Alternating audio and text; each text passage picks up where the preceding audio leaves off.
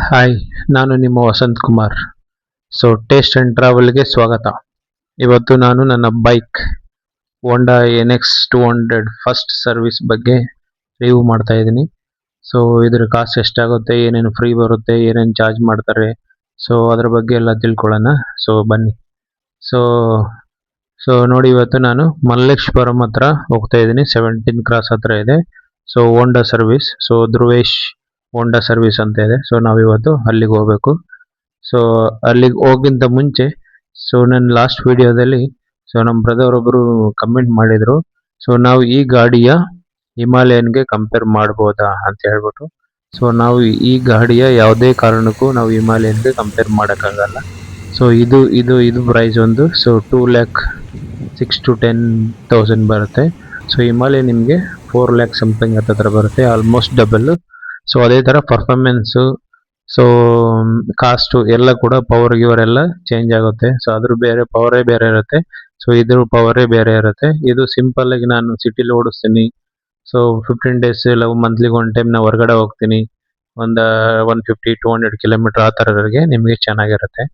ಇದು ಮೈಲೇಜು ಜಾಸ್ತಿ ಬರುತ್ತೆ, ಪ್ಲಸ್ ನಿಮಗೆ ಸರ್ವಿಸ್ ಕಾಸ್ಟ್ ಕೂಡ ಕಮ್ಮಿ ಬರುತ್ತೆ.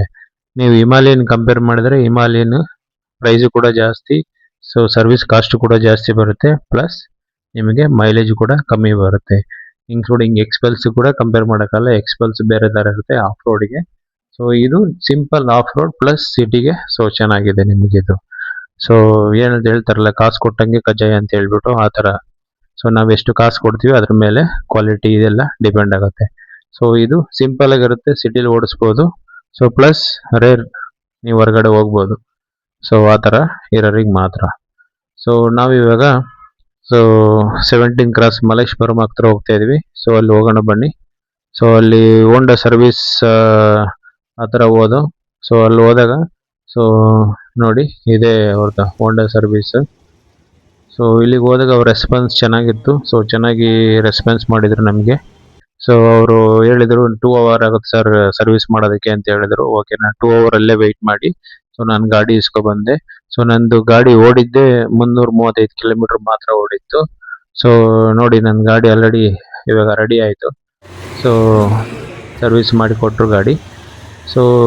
ಕಾಸ್ಟ್ ನಿಮಗೆ ಎಷ್ಟಾಗಿದೆ ಅಂತ ಹೇಳಿದ್ರೆ 912 rupees ಮಾತ್ರ ಆಗಿದೆ ಕಾಸು.